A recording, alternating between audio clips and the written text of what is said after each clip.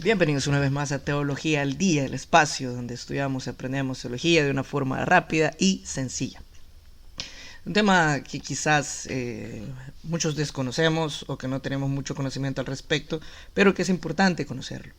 El día de ahora me gustaría hacer una breve explicación sobre los tipos de pactos que hay en la Biblia.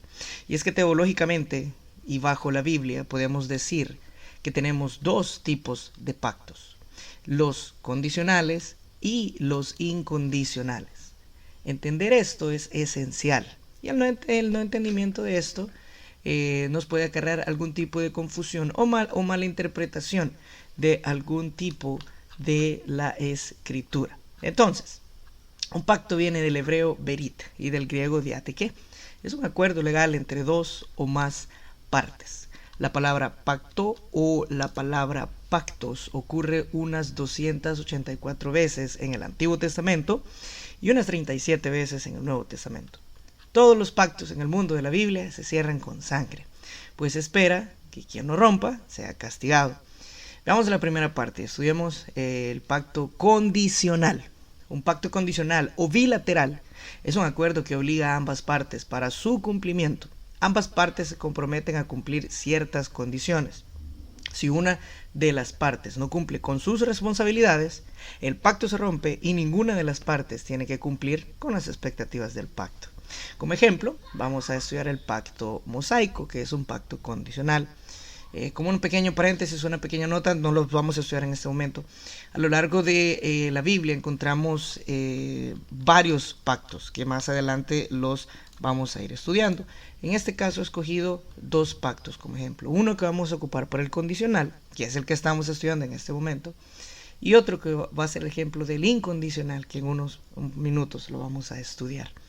El pacto mosaico es o fue un pacto temporal y basado en condiciones, es decir, no fue renovado bajo Cristo. Este pacto condicional que se encuentra en Deuteronomio 11, y como le repito nuevamente, es un pacto temporal y no para que sea permanente, de acuerdo a Gálatas 3 y el capítulo 4 también. El pacto mosaico era un codicilo, es decir, al pacto de Abraham. Un codicilo se añade a un documento existente, no reemplaza al documento existente, ya que primero fue el pacto con Abraham, que en un momento lo vamos a estudiar, y luego se le agregó el pacto mosaico. En el pacto con Moisés, el Señor prepara un pueblo para que esté presente cuando venga el Mesías y prepare su venida. Este pacto era entre Dios y el pueblo. ¿Cuándo es que se da este pacto? Bueno, este pacto básicamente se da cuando el pueblo de Israel llega frente al monte Sinai. Incluso hay un texto del Talmud que indica que el mismísimo Dios le preguntó a cada uno de los participantes o de las personas que estaban enfrente del monte Sinai si querían entrar a ese pacto con él, y todos al unísono respondieron que sí. Algunos comentaristas rabínicos indican que si uno no hubiera dicho que sí, o si uno hubiera dudado, el pueblo de Israel no hubiera entrado en este pacto. Más, bueno, sin embargo, todos dicen que sí, todos entran en este pacto mosaico, pero se da este pacto que es un pacto de Dios con el pueblo de Israel. Cuando Jesús muere, dice consumado es en Juan 9:30. Quiere decir que se había cumplido el pacto de Moisés, pues Israel preparó el camino para la venida del Mesías, que es nuestro Señor Jesucristo, y este fue un pacto incondicional. Un pacto condicional. Cuando Cristo dice eso, se realiza el nuevo pacto, la nueva alianza, que es algo incondicional, que lo podemos ver más adelante. Ahora pasamos al segundo pacto, que es incondicional. Aquí me gustaría extenderme un poquito más. Un pacto incondicional o unilateral es un acuerdo entre dos partes, pero solo una de ellas tiene que hacer algo. A la otra parte no se le exige nada. Un ejemplo, el pacto abrahámico es un pacto incondicional. El pacto abrámico es un pacto incondicional y el pacto real se encuentra en Génesis 12 del 1 al 3, el cual vamos a leer en este momento.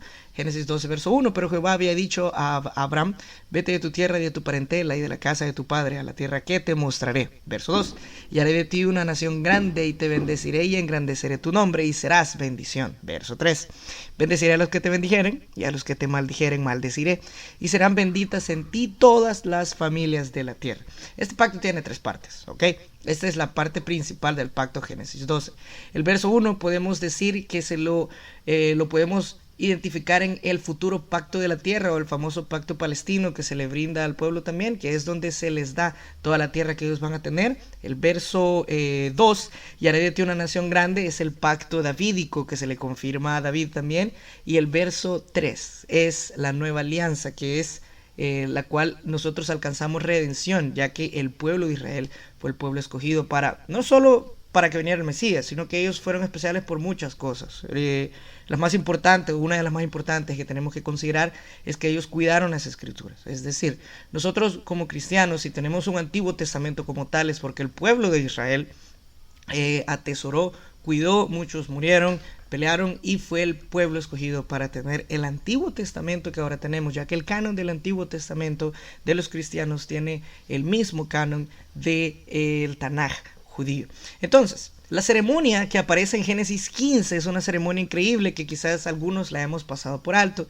Esta ceremonia indica la naturaleza incondicional del pacto. Cuando un pacto dependía de que ambas partes mantuvieran sus compromisos, entonces ambas partes pasaban entre las partes de los animales, que vamos a detallar aquí en Génesis 15. Voy a empezar a leer desde el verso 7, perdón. Y le dijo: yo soy Jehová que te saqué de Ur de los Caldeos para darte a heredar esta tierra. Y él respondió: Señor Jehová, ¿en qué conoceré que la he de heredar? En el verso 8 le está preguntando a Abraham, a Dios mismo, porque esta es la confirmación del pacto. Verso 9, y le dijo: tráeme una becerra de 3 años, y una cabra de 3 años, y un carnero de 3 años, y una tórtola también, y un palomino. 10. Y tomó él todo esto y los partió por la mitad y puso cada mitad una enfrente de la otra. Mas no partió las aves. Y descendían aves de rapiña sobre los cuerpos muertos, y Abraham las ahuyentaba. Mas a la caída del sol sobrecogió el sueño a Abraham, y he aquí que el temor de una grande oscuridad cayó sobre él. Entonces Jehová dijo a Abraham: ten por cierto que tu descendencia morará en tierra ajena y será esclava ahí, y será oprimida 400 años. Eso puede sonar un poco a Egipto, Israel, quizás, por ahí. 400 años. Mas también a la nación a la cual servirán juzgaré yo, y después de esto saldrán con gran riqueza. Y tú vendrás a tus padres en paz, y serás sepultado en buena vejez. Y en la 4ª generación volverán acá, porque aún no ha llegado a su colmo la maldad del amorreo hasta aquí. Y sucedió que puesto el sol y ya oscurecido, se veía un horno humeando y una antorcha de fuego que pasaba entre los animales divididos. En aquel día, aquel día hizo Jehová un pacto a Abraham diciendo: a tu descendencia daré esta tierra, desde el río de Egipto hasta el río grande, el río Éufrates, la tierra de los ceneos, los ceneseos, los cadmoneos, los heteos, los fereceos y los refaitas, los amorreos, los cananeos, los gergeseos y los jebuseos. Así termina el verso 21 del capítulo 15. Entonces, en este caso, como podemos identificar, Abraham estaba en un sueño profundo. Esta acción solitaria de Dios indica que el pacto es principalmente su promesa. Él mismo se compromete con el pacto. ¿Dónde podemos identificar esto? En el verso 12 es donde Abraham se queda dormido. En el verso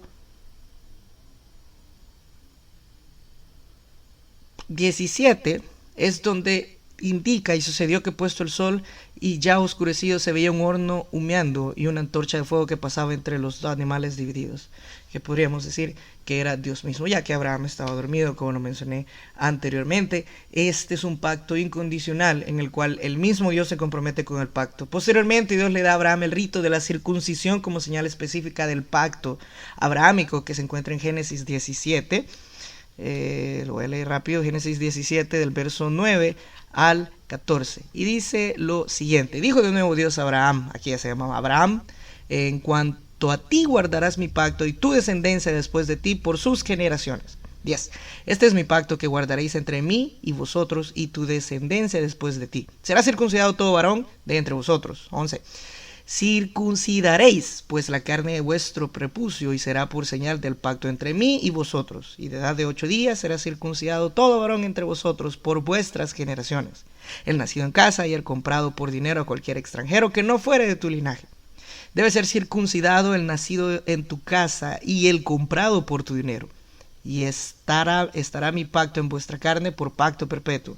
Y el varón incircunciso, el que no hubiere circuncidado la carne de su prepucio, aquella persona será cortada de su pueblo, ha violado mi pacto. Ahí termina el verso 14. Entonces, todos los varones descendientes de Abraham debían ser circuncidados y de este modo llevar en su carne una marca de por vida que indicaba que formaban parte de la bendición física de Dios en el mundo. Cualquier descendiente de Abraham que se negara a circuncidarse se estaba declarando fuera del pacto de Dios. Esto explica por qué Dios se enfada con Moisés cuando Moisés no circuncida a su hijo. Esta parte la podemos encontrar en Éxodo 4, del verso 24 al 26. Continuando, 5 veces en Génesis 12, cuando Dios está dando el pacto abrahámico, dice yo lo haré. Claramente Dios asume la responsabilidad de cumplir el pacto. El pacto es incondicional. Un día Israel se arrepentirá, será perdonado y recuperará el favor de Dios, como lo indica Zacarías capítulo 12 y Romanos capítulo 11. Un día la nación de Israel poseerá todo el territorio que le fue prometido. Un día el Mesías regresará para establecer su trono y a través de su justo gobierno el mundo entero será bendecido con abundancia de paz, deleite y abundancia. El pacto o la alianza nueva, el nuevo pacto como se le conoce, o la alianza nueva, es algo incondicional. ¿Por qué? Porque el pacto está hecho entre Cristo y su Padre. Cristo puso su sangre y nadie más, y ambos son eternos. Cuando Cristo hace eso, apacigua la ira de Dios, ya que sube como un acto expiatorio para que nosotros logremos estar, por así decirlo, iguales con Dios, o ya no haya ninguno iguales como Dios, sino que podamos estar en paz con Él. Estos son los dos tipos de pacto que podemos encontrar en la Biblia. Primero es el condicional, el segundo es el incondicional. Ya los habías escuchado, ¿tú qué opinas al respecto? ¿Te gustaría conocer más de los pactos? Espero que esto sea de bendición para todos. Que Dios los bendiga y espero que disfruten de este pequeño nuevo podcast.